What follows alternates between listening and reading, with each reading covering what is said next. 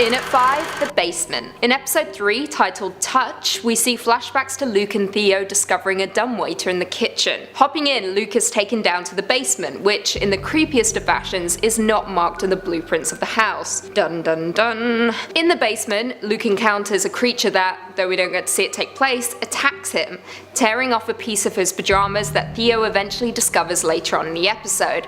However, this isn't the most disturbing part of the episode.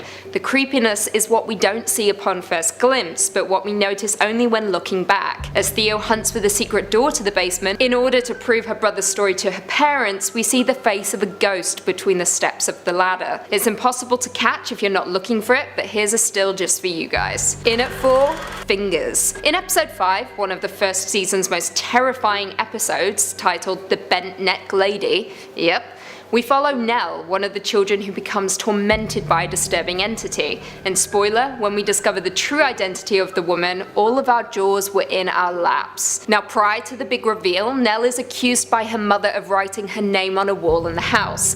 And during this scene you can find a hidden ghost hiding underneath a grand piano tucked away in the corner of the room. Take a look for yourself. Did you catch it? In at 3, speak up. Now jumping over to episode 4, we follow a young Luke and Nell as they discover an old speaker system that connects to other rooms around the old house. We are, of course, confronted by creepy voices that are also using the speaker to communicate with the children. That's not the only thing present in the episode. During the scene where Luke and Nell discover the speaker, you can see a creepy dude in the reflection behind them. It's subtle and hazy, but nonetheless creepy as f***. In at 2, Scariest. Now this Easter egg comes from the very first episode of season 1. During the big final fright night the children have in the house, for Steven, the night ends when his father rushes into his room, locking the door and grasping the handle, as we as a viewer are waiting for something to come hurtling in. Nothing does, thankfully, but just wait. He tells Steven to close his eyes as he proceeds to pick him up, running through the house, down the staircase and out of the front door, away from the ghouls lurking within. If you thought Steven catching a glimpse of what we believe was his mother chasing garishly down the hallway after him was disturbing enough, you were sadly mistaken. As the pair head down the stairs, you can catch a glimpse of 2 ghosts standing next to the staircase, watching on as the pair flee the house. And finally, in at number 1, E.T. Straying away from hidden ghosts lurking under tables and behind walls, here's a fun Easter egg that I'm sure most of you missed, as did I. As most of you know, Henry Thomas, aka Elliot from E.T., plays the father in the flashback moments of the show. So of course, showrunners had to put in a small Easter egg for those hardcore fans. In the opening episode, Luke is colouring in some very creepy pictures in his treehouse, and what's in front of him? A lunchbox. But not just any lunchbox, an E.T. lunchbox. Yup, if Henry Thomas wasn't featured enough in the show, he has to be featured once again in miniature form.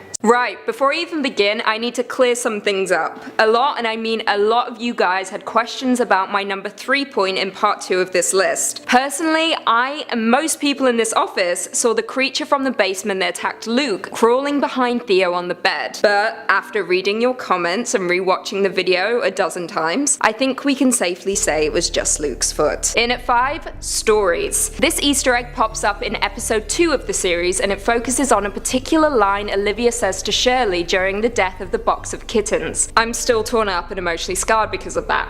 So what is the line? Olivia states, "When we die we turn into stories, and every time someone tells one of those stories it's like we're still here for them. We're all stories in the end." It's a very touching moment considering we know at this point that the mother is dead, but we're unsure how, and more heartbreaking, we know the family steer clear of her stories. I love Olivia, I love her so much. I don't know if I've made that clear enough yet.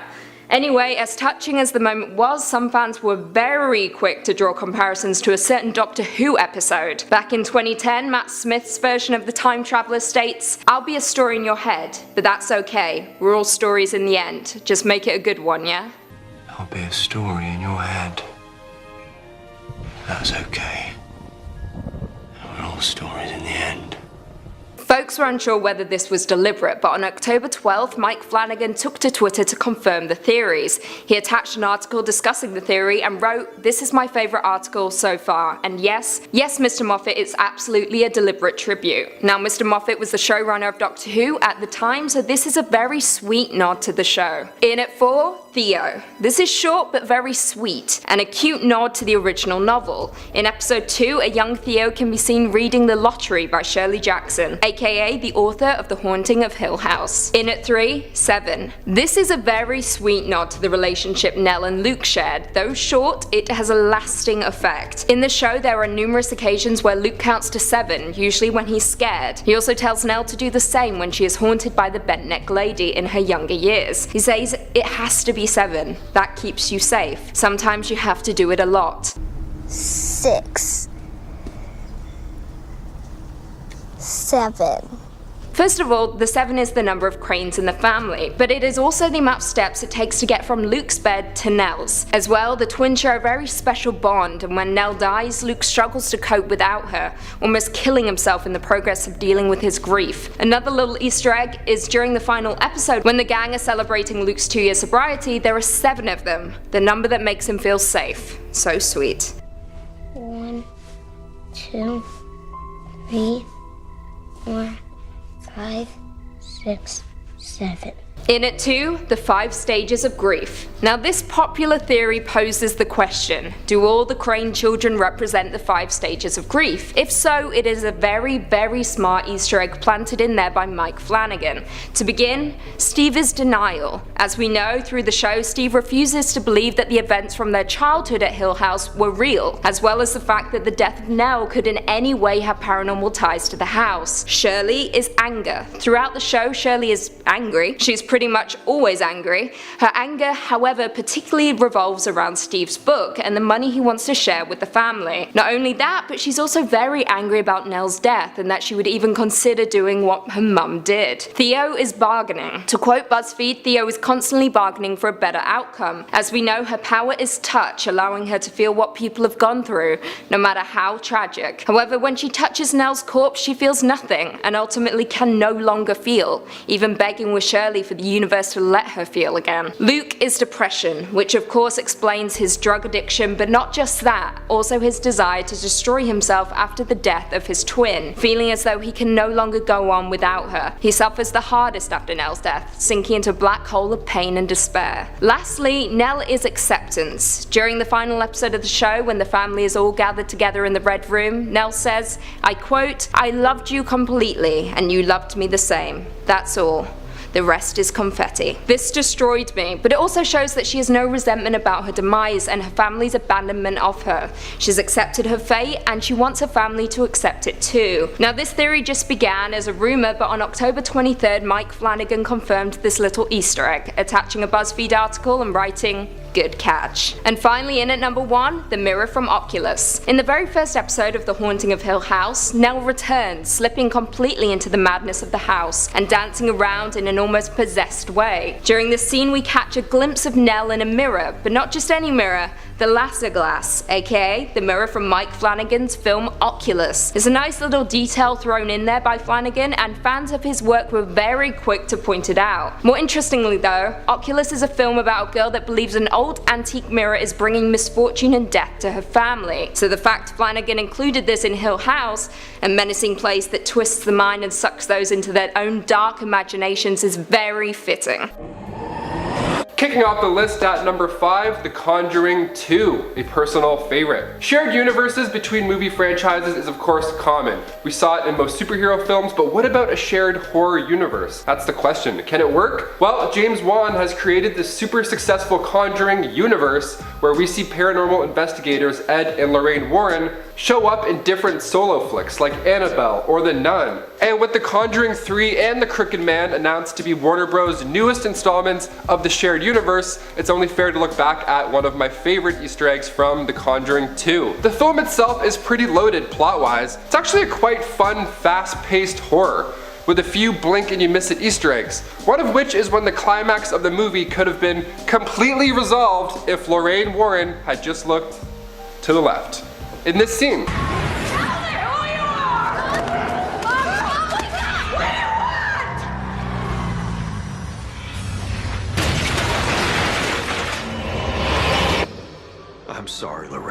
So the climax of the movie is basically you have to say the demon's name. That gives you power over the entity. So in a last-minute attempt to save the day, Lorraine Warren finds this book. It was a Bible, and she realizes that she had actually scratched the name down on those pages of that Bible. But if you take a sneaky little look at the background there, you can see the demon's name, Valak, just casually, if not beautifully placed. I saw The Conjuring 2 in theaters alone because, you know, I'm a crazy person, I guess. And the first time I watched it, I saw this name on the shelf. They even show us the first letter, which is clearly a V, so I thought, V, what is she writing? And then I saw the name Valak on the shelf, and my first thought was, oh, maybe it's like a lost family member, maybe something personal that we'll find out later. No biggie. No, it was just a fun little Easter egg. Well, big Easter egg, rather. That's not the only time either where you can see Valak written out in front of you. It's seen in the background when Ed and Lorraine are talking at the table. And here.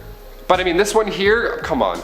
I mean, Easter eggs are always fun, but when the plot resolves around knowing that specific word to save the entire day and to conclude the film, makes it kind of weird that they didn't just figure this out earlier. Bonus points to James Wan for giving Patrick Wilson an old friend as well as an extra for his 2018 Aquaman flick.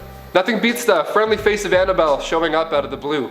The deep blue, rather. And before we move on to number 4, if you haven't done so already, make sure to just give this video a like while you're here. It should be easy to do. It's just the thumb right there. It's this one, not this one. Unless you're upside down, then sure.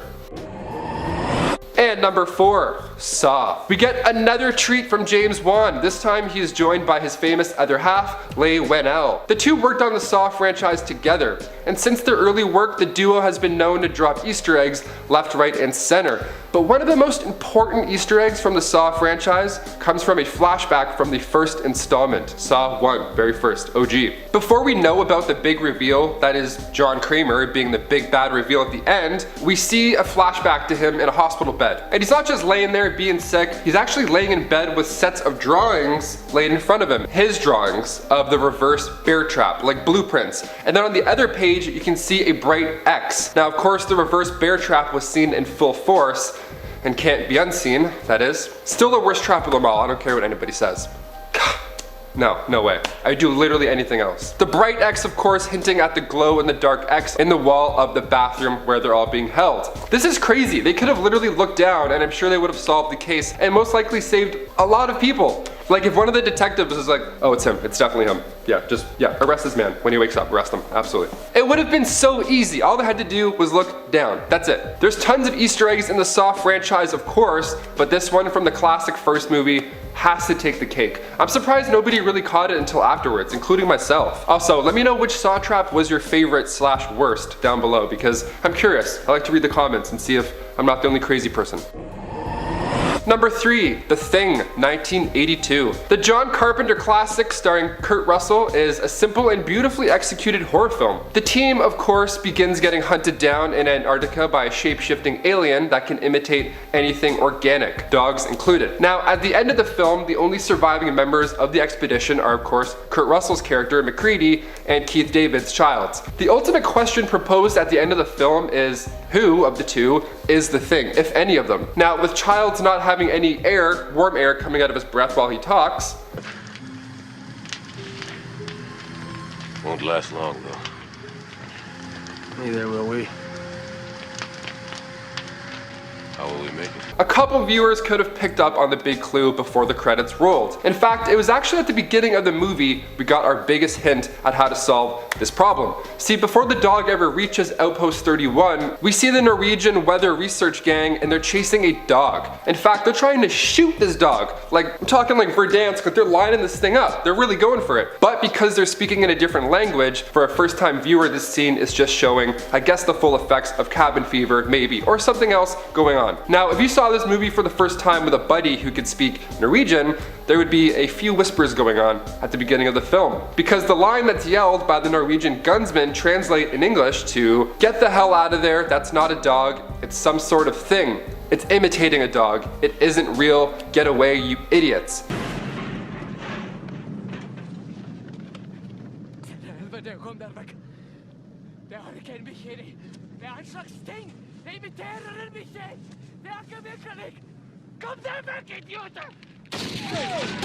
Like, imagine if you were watching this movie with your Norwegian buddy and then that scene happened. He would lean over like, oh, I think I have an idea of what's gonna happen right now.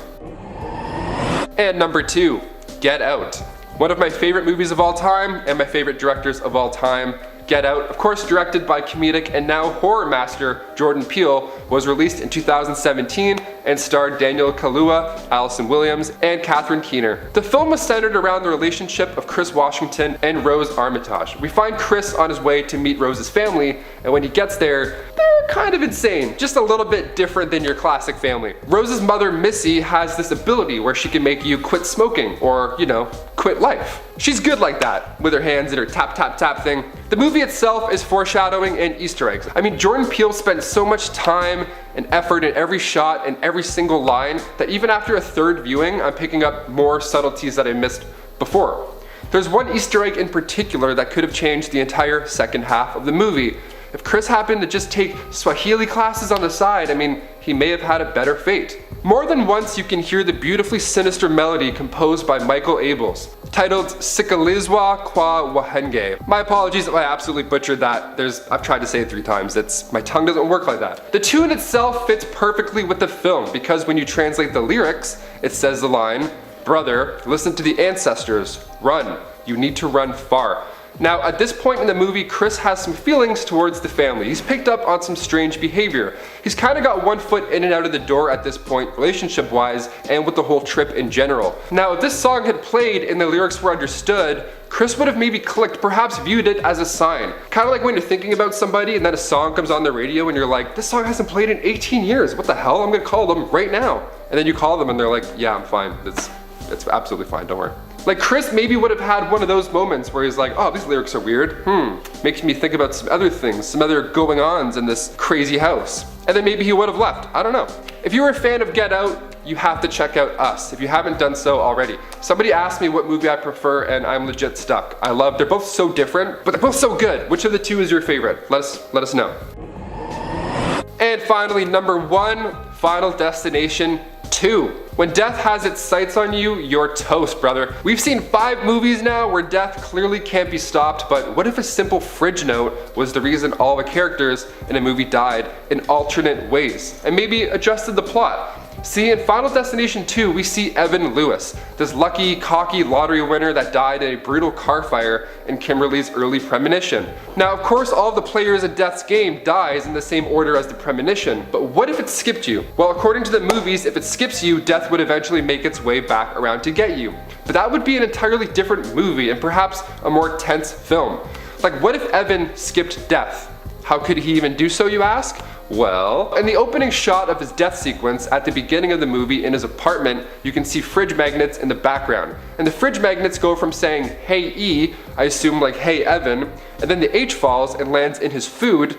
Now this is a fun little hint at how he'll die. And of course, Kimberly figures out that there's hints like this throughout the entire movie. So not only does the director want us to catch these hints, but it's kind of a big deal to the plot as well. So if Evan had just looked up and caught this pretty obvious Easter egg, that being a letter in his food, he would have avoided the fire. And the gross eye thing that happened to him with the ladder, gross, he would have cheated death. And if it had skipped Evan, he would of course been alive while the others were being stalked. And the idea that death moves in a specific order would have been dismissed. They wouldn't have even thought of that as an option. And if that happened, well, perhaps Kimberly wouldn't have drowned herself in order to change the path. Would have been an entirely different movie. The movie probably wouldn't have even happened. Would have been people just dying, and then Evan would have been like, yeah, I'm rich. And then some spaghetti would have shot into his eye or something again the next week, or something crazy. In at 5, The Basement. Now I had a lot of you screaming in the comment section of our first video about this little Easter egg, so here it is. During episode 7, titled Eulogy, Hugh spends most of the ep dealing with the mold issue in the basement. During 2 particular moments you can clearly see a ghost with long blonde hair creeping behind walls in certain frames.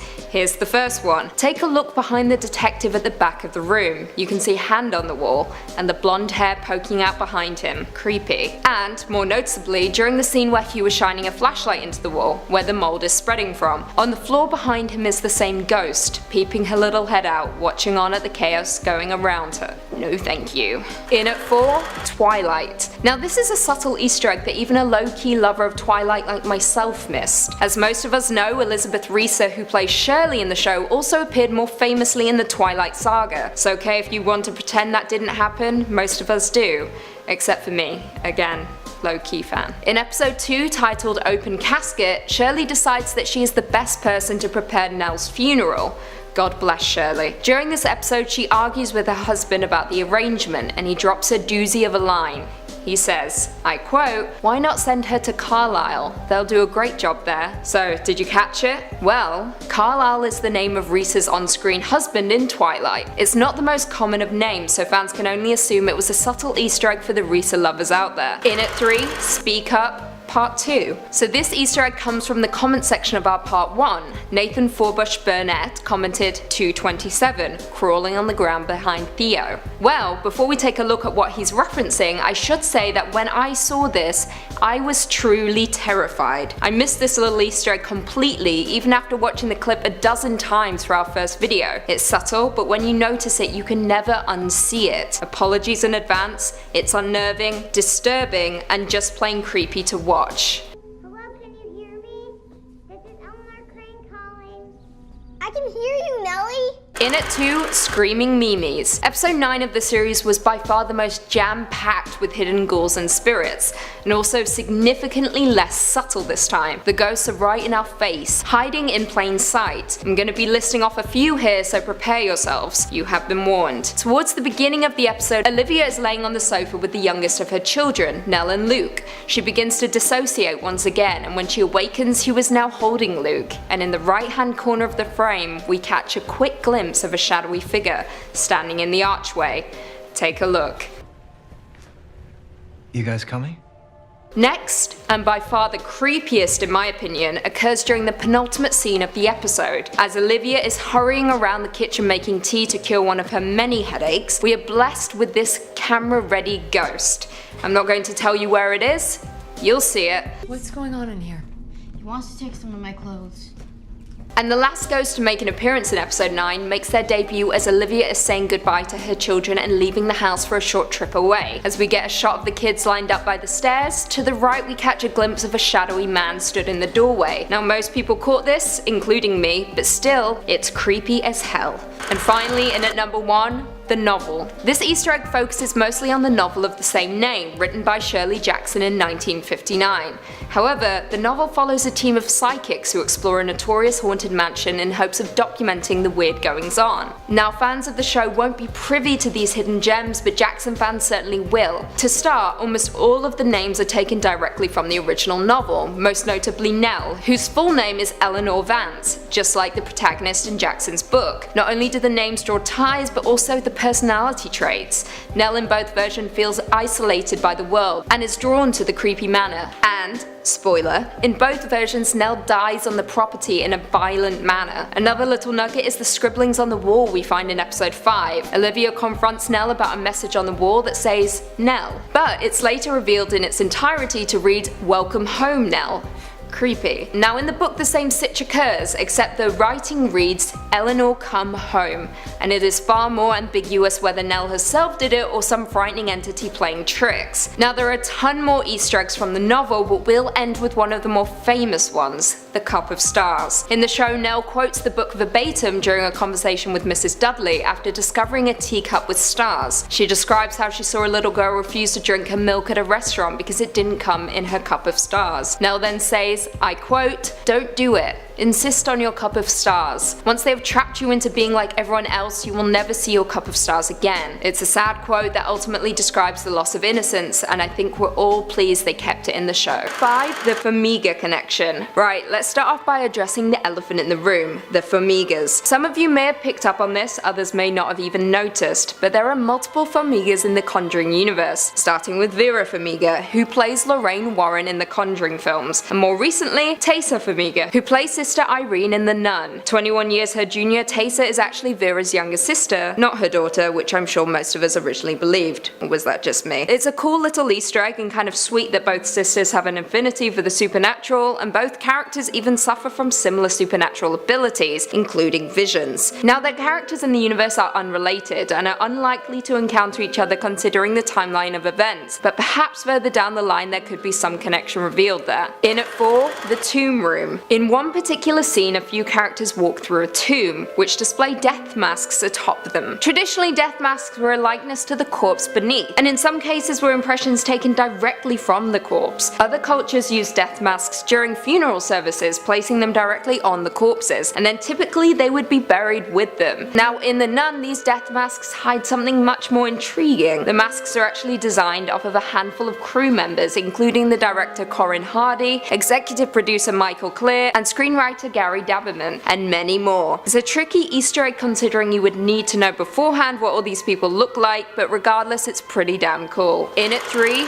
plague bells. Many of you who have watched The Nun may very well have noticed that the graveyard is filled with bells tied to a string which leads down to individual coffins. These were not in fact added for cinematic effect. This was a very real practice that was used in the 19th century, most prominently in Germany, in order to avoid accidentally burying people alive during the plague. Yikes. If someone was buried alive, they would ring the bell and pray to God that help would arrive quickly. In at number 2, license plate. Many films and even video games will hide Easter eggs in license plates. Whether it's Disney's recurring A113, aka the number of animation classrooms at the California Institute of Art, or even Uncharted 4, where we briefly catch a glimpse of a license plate that when flipped reads Elena, aka Nathan Drake's wife. And The Nun was no different. In one particular scene, Father Burke is loading suitcases into a truck. And what does the license plate say? Valak. Of course. It's one of the more obvious Easter eggs to spot, but it's also a blink and you miss it moment. Now Valak has had a long habit of infiltrating the Conjuring universe, in particular The Conjuring 2, where you'll notice a lot of references to the demonic nun before the character has even been revealed to us, particularly on the bookshelf in the Warrens' living room, to the kitchen wall while they're eating breakfast. And finally, in at number 1, the ending. The Nun concludes by successfully bringing the franchise full circle, and let's be real, it's pretty much just one giant Easter egg. After Valak is kaput, we learn that Frenchie's real name is Maurice, and who exactly is Maurice? Well, if you think back to the first Conjuring film, you'll remember a reference to a possession case investigated by the Warrens. You know, the one that royally f***ed Lorraine up. This possession case was actually Maurice's, aka Frenchie's, which brings the franchise full circle. After his traumatic ordeal, Maurice goes off the deep end, and after the exorcism with the Warrens is unsuccessful, he kills himself. This connection means that Valak actually first appeared in the original movie, way before she was first referenced in the sequel. Not only that, but the end of The Nun features scenes directly taken from The Conjuring, and the opening moments from The Nun showcase moments from The Conjuring 2, thus linking the entire universe and essentially making Valak the ultimate baddie.